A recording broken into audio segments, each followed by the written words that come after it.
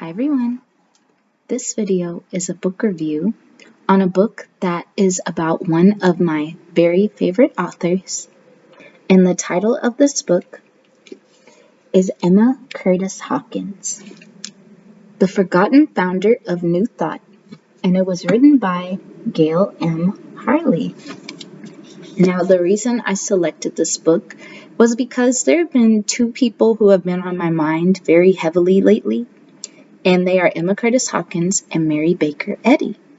Now, I know I can find a lot of information about Mary Baker Eddy, but it was very challenging to find more information on Emma Curtis Hopkins. So I am glad that I discovered this book on thriftbooks.com and I purchased it, and I actually did learn a lot about my favorite author. Now, before I get into my review and how I came across Emma Curtis Hopkins, let me tell you a little bit about the author. So this is the author. It's an old picture, if you can see her. Her name's Gail M. Harley. And Gail M. Harley, it says in the back of here, teaches religious studies at the University of South Florida, Tampa. She also writes guest editorials for the St. Petersburg Times and the Tacoma News Tribune. Now, online, I found a more extensive biography about Miss Harley. And she was born July 26, 1943 in Parris Island, South Carolina. She is the daughter of Bill and Eleanor McConney. She's divorced with two children. Her education was Florida State University, 1991. Her career is writer and educator. At the University of South Florida, Tampa, she was an adjunct professor of religious studies, English, and humanities. She also attended Emma Curtis Hopkins College in Clearwater, Florida from 1997 to 1998. And she also was a Fulbright scholar to Malaysia. She is or was a member of the American Academy of Religion and the Society for the Study of Metaphysical Religion. She also has written books about Emma Curtis Hopkins, Hindu and Sikh faiths in America, and she also has contributed to a lot of literary magazines. So it says Sidelights, and this is on encyclopedia.com if you want to read more. Gail M. Harley is a historian and specialist in religion whose main interests include Asian religions, the New Thought movement, and new religious movements. At one time an acting president at Emma Curtis Hopkins College in Florida, she is also the author of the biography Emma Curtis Hopkins, Forgotten Founder of New Thought, which we are reviewing today. And let's see. And it goes on talking about the two books. She also talks about when she was young, she lived in a beautiful small town in Beaufort, South Carolina. Her grandfather, Jamie Harley, was a charter subscriber to the National Geographic magazine, and this inspired her to see foreign lands and all of these different things. And she also started writing with permission from her grandparents and her mother. Her father, Bill, encouraged her to learn and to teach.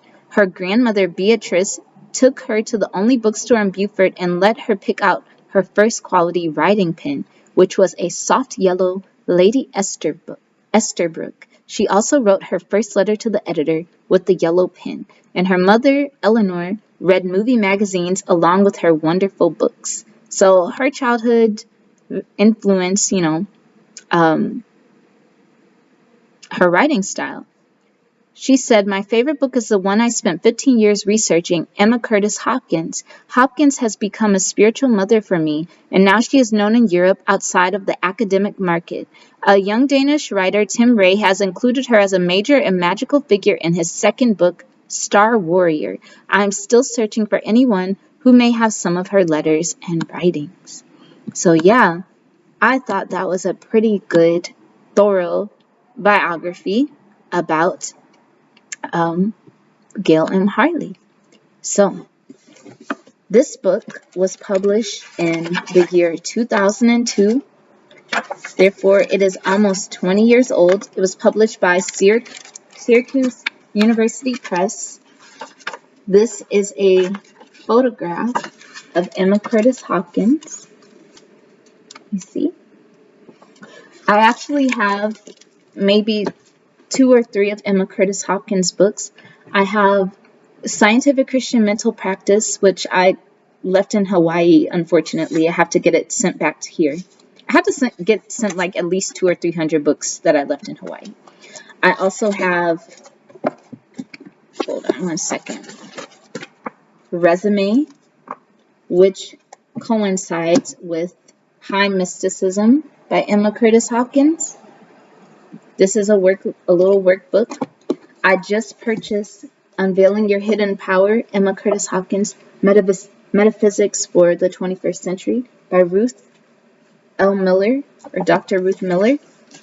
So yeah, she is an author whose books I want to completely collect. I want to collect all of her books, and I've been doing it, month by month, buy a book here, buy a book there. When I was trying to do more research on her, I actually contacted the people from Wise Woman Press, and they were so polite and kind. They sent me more information about her. They gave me so much more information about her before I found this biography. How I came across to learning about Emma Curtis Hopkins, it's a long story that I will make brief. So in 2014, I had run away from home, even though I was grown. It was 2014. This is 2021 and I turned 32, so I was about to turn 25 in 2014. And I had nowhere to live because I had run off from home. I had already graduated college, so I was living with my mother in St. Charles, Missouri, and some racist people basically ran me out, so I ended up staying with my ex and didn't want to go back to my mother's house. I ended up living with a minister. I thought the minister, who had known me from childhood, was like a Baptist or something, but apparently she was in New Thought, and I ended up attending her New Thought church that she attended, and I loved that church. It was so great. I have so many wonderful memories there. I'm probably going to try to continue going, but right now I'm working 2 jobs right now, 6 days a week, so I try to go on Sundays or look at their videos when I can. But that was my first introduction to New Thought. It was easy for me to get involved or interested in it because I already had an interest in things of that nature. Even as a child, I had an interest in the metaphysical and mysterious. Although I came from very religious family on both sides, the only relative I know that was not completely religious was my father. Was an atheist for a long time, which I didn't know until after he had died. But apparently he got more spiritual towards the end of his life. So at this New Thought church, we would sing, we would eat together every Sunday. There would be literally under 10 people that attended every Sunday, maybe 6 at the most, and we would talk. A lot of us didn't like going to church, then we all ended up there. They had a library down there, and I would read some of the books and take them with me and read them and learn more about New Thought. So I came across Emma Curtis Hopkins' book, Scientific Christian Mental Practice. That was the first time I had heard of Christian Science. I did not know about Mary Baker Eddy yet, and I actually didn't know about Christian Science. I didn't know that. I knew about divine science, but not the Christian Science. When I read Emma Curtis Hopkins' work, my mind was completely blown because I had never read anything so profound in my life. The way that she worded things, even though it was in the language of her day, I had to slow down and reread. And even if I put the book down and came back a week later, I would discover things I had never noticed before. The reason it was easy for me to read, even though not as difficult for me to read her work when I encountered her work, was because I had already read the work of Florence Scovel Shinn. I had already read almost all of Florence Scovel Shinn's books. And Florence Scovel Shinn was also a New Thought teacher.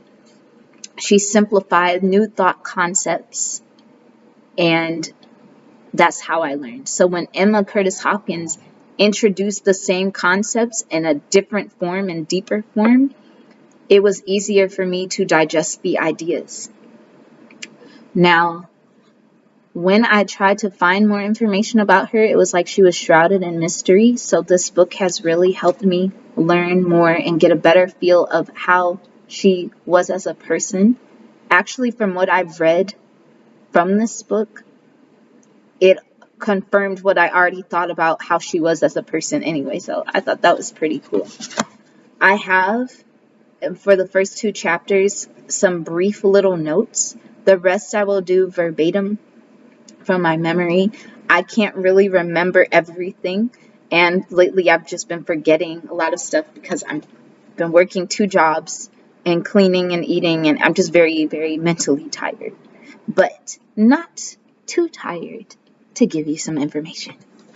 So let us start off with chapter 1.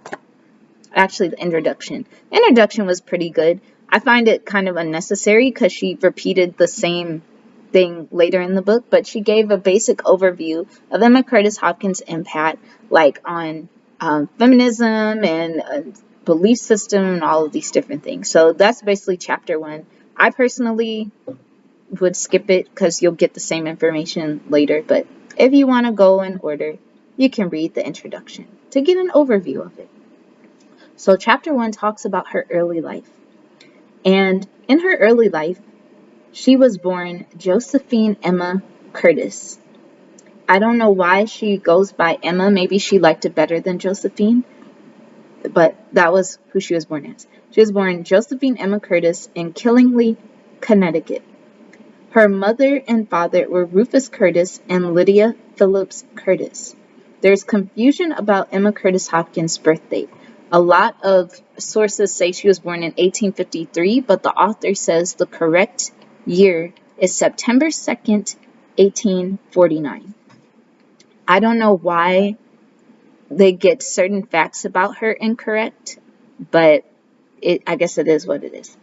She was the oldest of 9 children, and her closest relationship was with her sister, Estelle, who was the 5th child. She was about 8 years older than Estelle, so maybe she's like, that's my baby sister, and that's why they were so close, because she remembers her being born and everything. Emma's dad was a farmer, and he was he was farmer and part-time realtor. I don't know if it's realtor or realtor. In the Civil War. So when he was in the Civil War, he got wounded and his leg was amputated. He was also taken as prisoner. So I guess he had to get it amputated because of the wound. And after his leg was amputated, he started a dairy farm and he ran it successfully for 35 years. Emma Curtis Hopkins' mother was born in Providence, Rhode Island, January 29, 1828.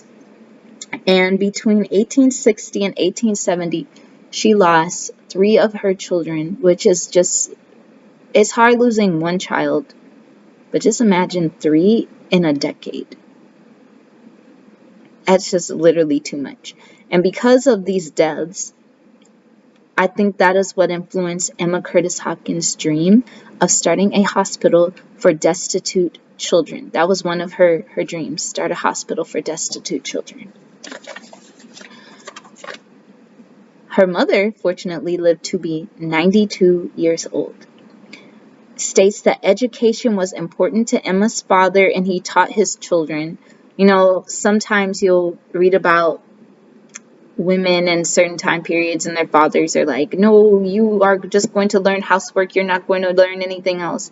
But some fathers actually did give their daughters the necessary tools, the necessary mental tools they needed to succeed in life, especially if they didn't have a son. I've also noticed that too. It says that Emma became a teacher at Woodstock, yet no records say that. The school closed during the Civil War.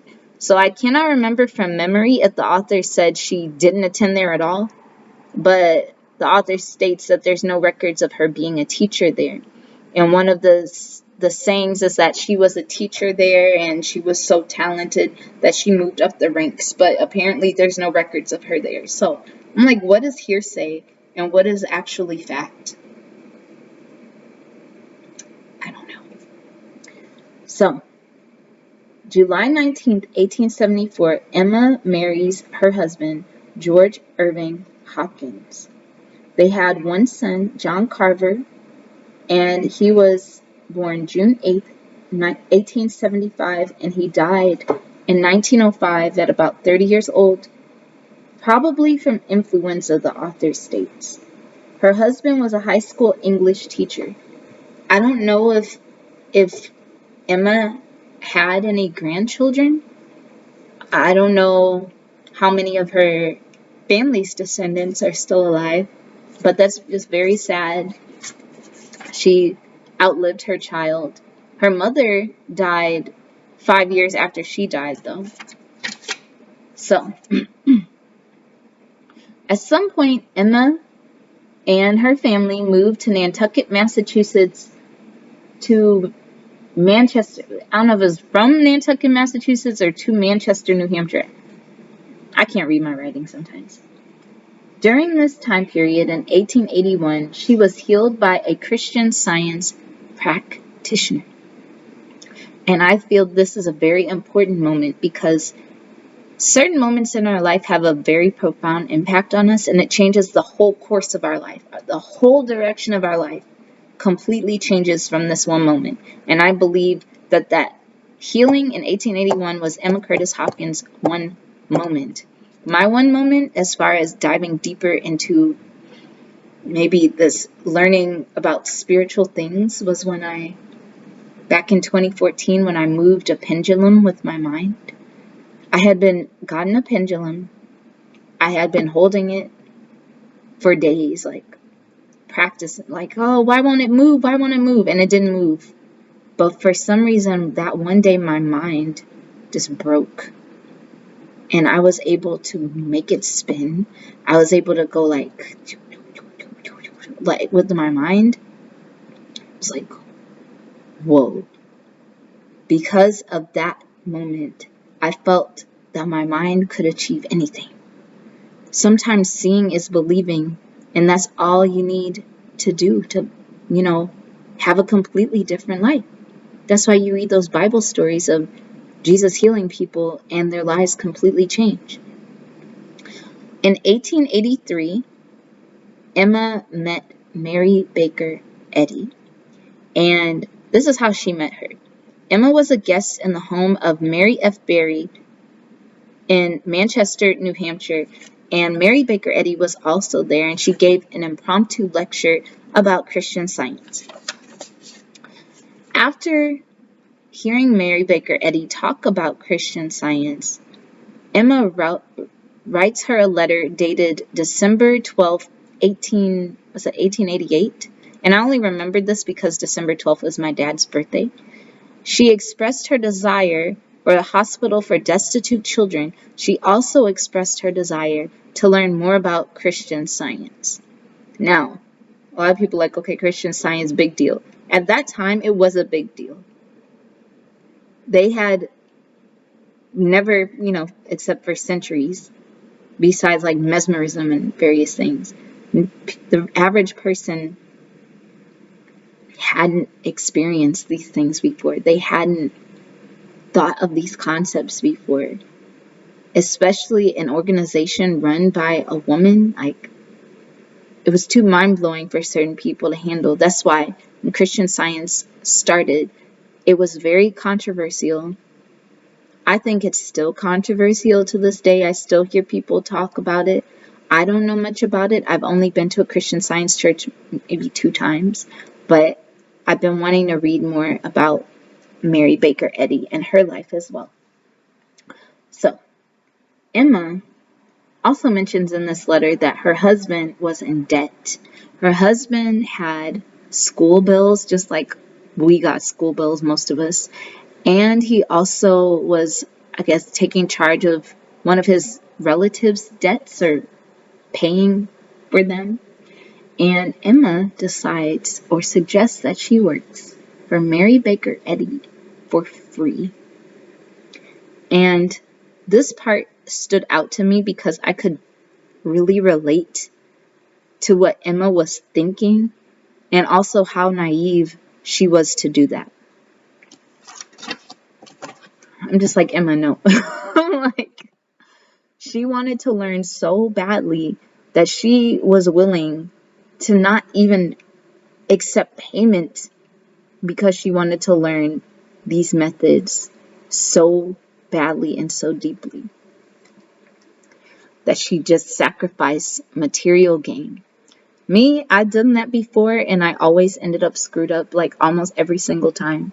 I've opened my home for people, like my apartment, my little 1-bedroom apartment, about 7 times, and I never charged anybody any rent at all. And I only regret it, like, most of the experience were bad except 2 or 3. And I did end up being screwed over. I've also myself done projects without pay, and I highly regret that and will never do that mess again, ever in my life, because I invested in other people. I've lost teeth.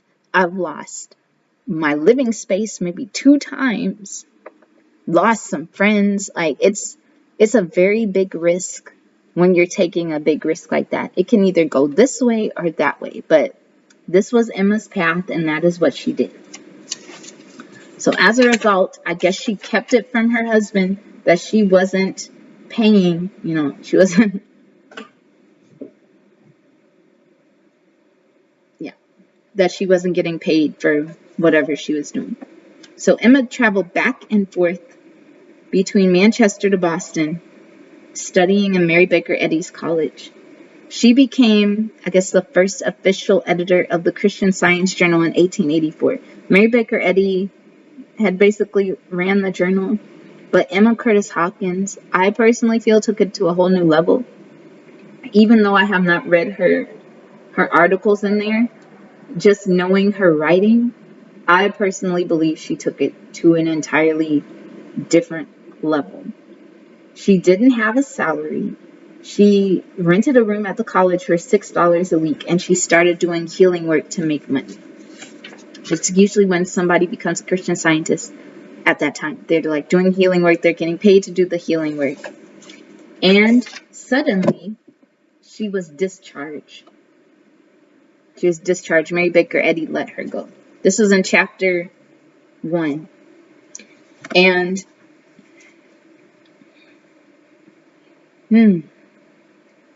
there's just all of this confusion about, like, why did Mary Baker Eddy let Emma Curtis Hopkins go? Mary Baker Eddy had let a couple of other people go. I personally believe it was because of differing beliefs. It seemed, and I'm doing this off of limited information, it seemed that Mary Baker Eddy only wanted her version of Christian Science, which she felt was the only and correct way to be the forefront of this movement. She felt, I personally believe, that she was the sole discoverer of these types of concepts. There were other controversies, people accusing Mary Baker Eddy of being a fraud. There were also people accusing her of stealing her concepts from Quimby. Quimby was into mesmerism and all of that. And he had actually healed Mary Baker Eddy, she also took an interest in homeopathy. So some people accuse Mary Baker Eddy of stealing Quimby's ideas and concepts, and also, like, controlling all of this, and using the Christian Science Journal at the time to just call out different people, call them out for, like, lying and misusing and abusing Christian Science. Whereas Emma Curtis Hopkins, as you know, how she read and how she operated, she was taking concepts outside of Christianity and basically blending them together. She believed that, or from my impression, that these ideas were not just Mary Baker Eddy's ideas, that these ideas had already been there before. We just rediscovered them, and they were not solidified in Christianity alone, that they could be found in other belief systems. So I feel Mary Baker Eddy let her go and all of these other people go, and calling people out because she wanted her movement to have a certain flow, to have control over it, and stick with the ideas that she had already placed out, not mix it with anything that she would consider mesmerism. And that's where the problem came, because Emma's just like, no.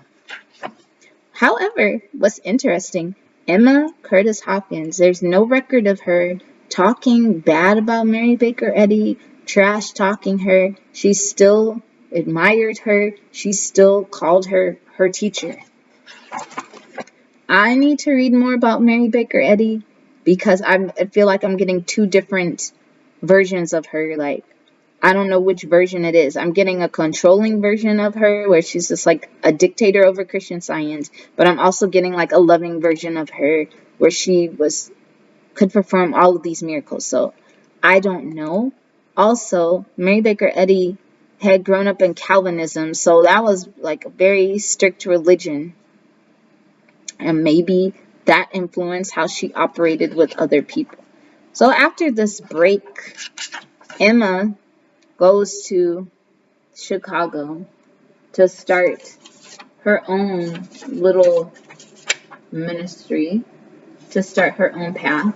She went to Chicago and formed an alliance with a Mary Plunkett. And Mary Plunkett, I guess, had also fallen out with Mary Baker Eddy. Like, she started connecting with people that had basically fallen out with Mary Baker Eddy. And I think, from what I can remember, I think Mary Plunkett also left. Yeah. I think Mary Plunkett also, like, she broke away from Emma Curtis Hopkins, because it sounded like she was kind of a wild. I don't remember, like, she got into some type of relationship with someone, and she also started an organization, I guess, to rival Emma Curtis Hopkins' organization. So during this time, Emma's association and all of that is growing, and she starts connecting with other people who have a similar mindset. She is called the teacher of teachers because so many of her students became teachers. She was a teacher of the Fillmores, who started the Unitarian Church. I really like Unity. I haven't read any of the Fillmore's work, but I've listened to some of their writings. I also have called like a million times Silent Unity, which is the 24-hour prayer line. I literally called that so many times over the course since 2014. In the middle of the night, in the middle of the day. When it's a financial problem, when it's a love problem, I'll call them, I'll ask for a letter. I even have the Unity calendar. I'm a big, big fan. And I also want to visit Unity Village, which is in Missouri. If I can find a way to go there, I will go there. But they were one of her students. Ernest Holmes, I guess the founder of religious science, was one of Emma Curtis Hopkins' students. She also influenced students who had students who started other movements, or her students started different movements. Like, they all connected to her. She had so many people following her footsteps. She was not like a dictator. She would see the qualities a person had in them and foster them in their own unique way, so that they would be inspired and have their own perspective in their own unique way, which I really like. And I think that also came from her being a teacher. Like, she already had teaching experience. She was good at it. So, I'm sorry, I'm like trying to remember everything, but it's just so much information. I would highly suggest you get this book if you want to learn more about Emma Curtis Hopkins, and keep it as a reference, because I am literally overwhelmed by the amount of information this author found. Like, the years, the dates, the letters, it's amazing. It's completely amazing. And if I gave out a star system of 5 stars, this book would get like literally 10 stars, just for the amount of scholarship she placed into it. There's one section that says, in the Chicago years, According to Melton, the development of independent or generic Christian Science can be traced to October 1881 with the resignation of 8 of Eddy's students. And I guess Emma Curtis Hopkins got lost in the whole mix of things because there was all of this infighting in the New Thought movement, like Eddy fighting with these people fighting with Eddy, people arguing. And I'm just like, why are you arguing? I don't understand. Aren't you supposed to be New Thought? Like, I mean, I can understand with Eddy's version because she wanted to have a hold of her work. But these other people that didn't have a hold where anything would go, why are y'all arguing with each other?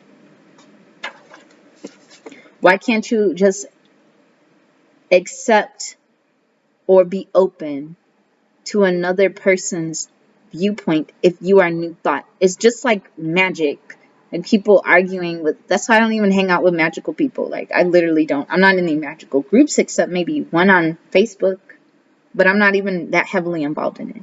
It's just I'm tired of the arguing. And when I'm reading this and all the arguments that happen, I'm like, it's still the same thing. That's why I don't go out in the conscious community. Somebody says, are you a conscious? No, I am not. I'm an intellectual, and that is what I define myself as. I'm not a conscious person because most of the conscious people I have met just argue all day long. No, this is that chakra, and that is that chakra, and no, my pantheon is better than your pantheon, and oh, you're a Wiccan, well, I'm Eva, and my teacher, and I am the king, and nobody gives a care, because I'm not gonna curse in this video. Nobody cares. What is it for? Is it for your development, or is it for your ego? Unless I see the results in your life, like, what's the point of following you? You know somebody has true power when they don't have to say anything and everybody's following them. Like if Jesus existed, whether or not he existed. That's one key example. He said a few words, yet everybody followed him because they could see his works. He said so many profound things that were, somewhat petty, which was kind of funny. And how can you, it's like getting a diss track that you can't even make a diss track back to diss them on. Healing people of diseases. That's what was happening in this New Thought movement. That's why it became so popular, because people were getting healed of their diseases. People were being reportedly raised from the dead. Illnesses vanishing completely. Just disappeared. That's why Emma was not caught up in all of this, because she's like, I'm seeing the bigger picture. I don't care about the semantics of things. I could also do this whole arguing with like black people. I should be called this. I should be called that. Look, does a Klansman care what they're called? I don't think so. They all gather together with their different religions and their different, wherever they're from, to put you down. But you over here arguing, am I a Hebrew Israelite? Am I a Cherokee? No, I am this, I am that. Nobody cares because you're not doing nothing. I want to see you do something. And then we can talk about titles later. It's just a waste of energy and time. That's why I respect Emma, because she didn't go on all that. She's like, okay, y'all can fight. I'm going to be over here with my students. Focus on my work. I'm sorry, I just had to go on that rant because, like, that part of the book just brought up so many memories. Just so many memories of just people wasting time when they could have been doing something more productive. It says, okay. Let's see. The author also mentions Emma was writing for other people, like sending articles. And it's stated here on page 73, Hopkins said all limitations could be overcome if one knew what Jesus meant and applied his teaching correctly. This is a chapter where they're talking about prosperity. And she says she used Jesus as an example of the prosperous world of spirit and bemoaned that interpretation of Jesus's life and teachings which keeps man in poverty and deprivation against his choice while he is whining at what he suffers and bewailing his poverty and crying of cold and hunger. For Hopkins, Jesus was the first prosperity teacher. To elaborate on the theme of prosperity was to paraphrase his words. She said, "You must not be sick if you are a believer in the new religion. You must not be poor. You must not cry. If you are any one of these, you are not yet a member of the new church." That is so profound to me because in my town, and I'm reading from all the stuff I've read the workings of Christian Science, the workings of divine science, people being healed of their diseases, reading about Qigong, reading about all these miraculous healings of different missionaries. Something you think you would see every day of people who claim that they are devout believers in whatever belief system they're in, or even healings in Catholicism. Yet you can only read of under 100 people who could do these things. It's like, make it make sense. You say you believe in this so much with your entire heart that you can do these things, but for some reason you have this doubt because you have not yet unified with your higher self or with whatever higher version you believe in to allow that energy or source to work through you. And that is why you don't see people going to churches to be healed. Maybe in the ancient times they did, because they would have like different Christians and different priests and all of that. People coming to them to be healed, like San Martin de Porres in my other video. But I thought that was very, very interesting. You are not yet a member of the new church. In my town alone, I only know of 3 places where people got healed. One was a Christian Science church, where some of the people got healed, or said they got healed. One was the Divine Science church I went to, and in the past, the Divine Science church, the man could heal in like the early turn of the century. The man that was over that church could heal anybody of any disease, and people would come, and he had to get a card that said, "I am not a doctor." And the member, the minister that took me to the Divine Science church, she had actually healed her pastor of blindness when she was in the Baptist, or was it Baptist church? It was some other, she had actually healed her pastor of blindness. And the last type of church that I have seen or heard of or spoke about healing was a foreign church, it's an African church. I noticed that churches or organizations of spiritual healing that are not westernized yet usually have the ability to perform healings of that nature. That is because Western thinking places an emphasis on the rational, but when you are in this miracle state of mind, it's beyond rationality. Like, it shouldn't be you raise somebody from the dead, yet here you are. My friend Jesse, God rest his soul, but I had a classmate named Jesse, and Jesse died at 22, but his parents were missionaries, and they loved Jesus so much. Like, when I say these people loved Jesus so much, they had a picture of Jesus, a painting of him in their wedding photo. It was the mom, the dad, and Jesus in the middle. And they would go to the Philippines and perform miracles, healing, replicating all the miracles of the Bible. That is the one exception of Christians I knew that could do that. But that's because they had fostered such a love for their belief system that power was able to work through them. So that's really what I want to emphasize. So later on, it talks about New York. Emma Curtis Hopkins chose New York as the place why she chose New York as the place to spend her last years. She had traveled to Europe and England. She had done lectures and all these different things. Now, what I thought was interesting about New York was this is one of the places where Emma met all of these, high class people. I mean, she already knew some high class people, but this is like a new generation. So in the last few chapters of this book, it talks about the students she mentored and the letters. There was one woman, Mabel Dodge Luhan, who was born in 1879 to a wealthy Buffalo family. She was the only child of a loveless marriage that had been engineered to bring together two prominent banking families. Her first marriage ended shortly after the birth of her only son when her husband was accidentally killed in a hunting accident. And it just goes on talking about Mabel and all of that. So Mabel Luhan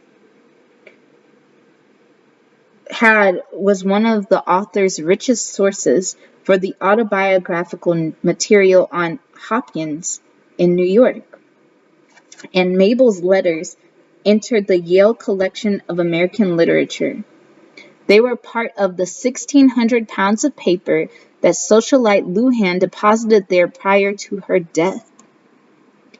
And her and Emma Curtis Hopkins wrote a lot of letters. She had a vast wealth of information on Emma Curtis Hopkins. And from Mabel's letters, from what I've learned and what the author has gathered, Emma Curtis Hopkins, she, I guess, was so spiritually open, like things that would have caused people during that time to just be racist or prejudiced, they didn't bother her.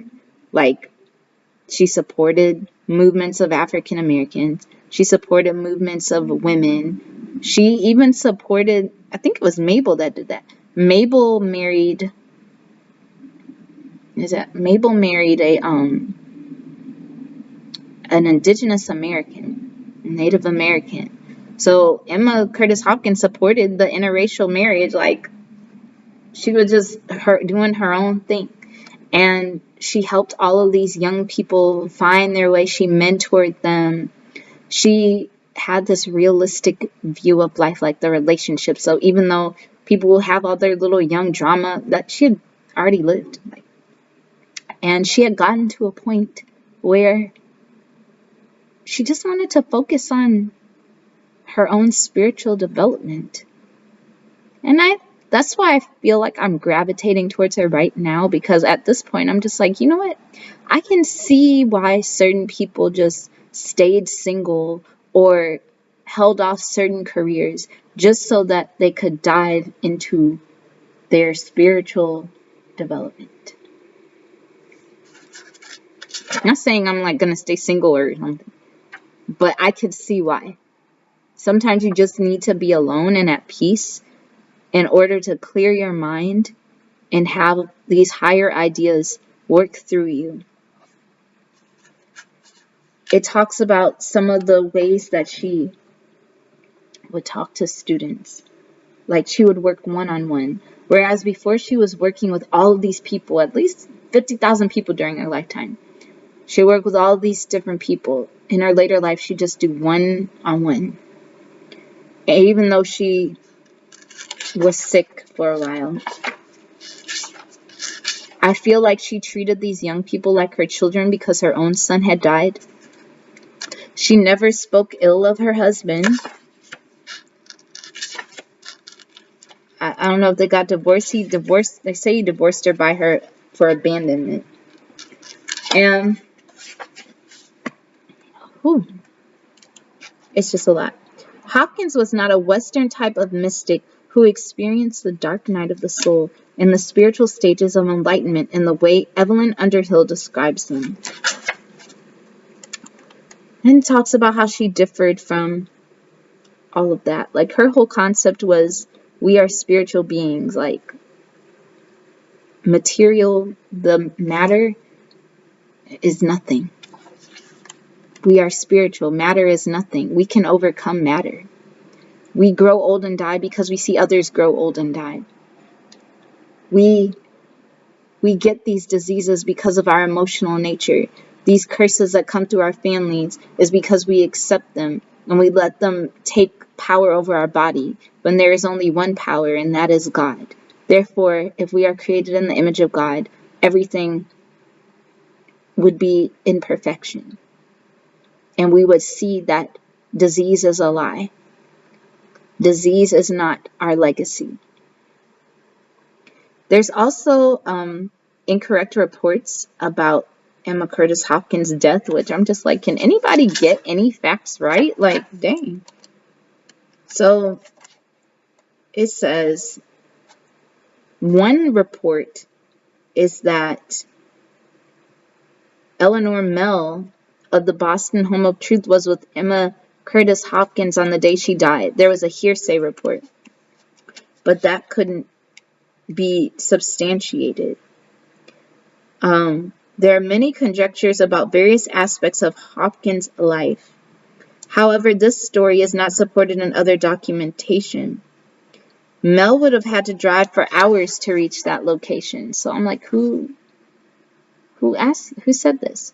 She reportedly died, official records say, April 8th, 1925, and was buried with the Curtis family in the family lot at the cemetery in Dayville, Connecticut. Upon investigation of the site, I found Hopkins to be buried with her parents near the community congregational church that had been dedicated to service in 1845. Her personal gravestone simply states Emma. Her death certificate indicates she died of chronic myocarditis. The challenges to her health had begun 2 years before. She stated in her letters to Mabel Dodge Luhan that she was always healthy and had been stricken rather suddenly. Records indicate that her husband... No. It says her husband, dead many years, was a professor at Phillips Exeter Academy, but records indicate that George Hopkins was never employed there. One could presume that the same family member, Estelle, who supplied the information for the death certificate, also supplied the obituary to the press. And I guess that was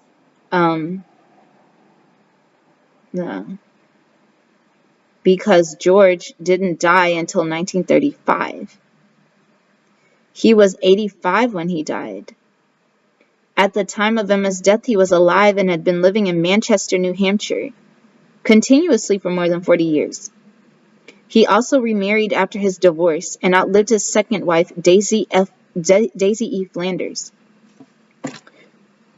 But I think this was to save Emma's reputation, because for a woman to be divorced in 1900 for abandonment was just way too scandalous. So, her sister was helping her out beyond the grave, which I thought was cool. And the author talks in chapter 4? The author talks in chapter 4 about the continuation of Hopkins' teachings and how people tried to keep the work alive, how it's still influencing people to this day, how it's influenced other people to start their own little movements as well. She tried to find actual students of Emma Curtis Hopkins, but she could only find the students of the students, which I guess is okay. But it was a long time ago, but at least we still have Emma's work. And she closes with this. She says that Hopkins perceived divine healing to be a renaissance of spiritual enlightenment is clear. She challenged her students to continue the heritage she founded and attain greater summits in consciousness for the history of the human race. Setting the stage, she closes resume with this blueprint for the next magnum opus. So, no, this is not resume. This is resume. This is what she says in resume. Emma Curtis Hopkins. And this is for you, and you can do this as well.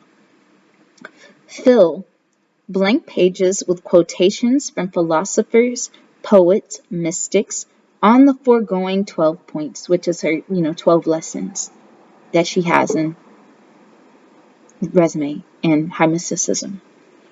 Put them in your original inspirations as they come to you. So you will write your name with the stars and make the foundation of an original book. So take your inspirations that you've read from the people you've collected. Take these things that you're inspired by and write your own a little original book. It has been prophesied that a little book is to come to the world, altering its life and ushering in a new dispensation. No station in life, no age, no sex, no color, no previous acquirements shall indicate the writer of the book. Only the keeper of the name and the high watch can write it. Should your hand pen the revolutionizing doctrine, so no heart so praiseful as mine. So if you are the writer of this book, then no heart will be as praiseful as Emma Curtis Hopkins. And in the back of the book, there's notes. There's also a glossary. There's a bibliography. Everything that you need in order to learn more about Emma Curtis Hopkins is in this little book, which is literally only 190 pages, but down packed with so much information. I give this 10 stars. I think it is great. I have a new respect for Emma Curtis Hopkins now that I know more about her. I feel I have a deeper connection, and I really want to dive into her lessons and incorporate them into my life. So thank you all for watching this video. Be sure to check out Emma Curtis Hopkins' books if you haven't read it yet, and get some ideas so that you too may be the writer of the little book. So talk to you later, everyone. Have a nice evening.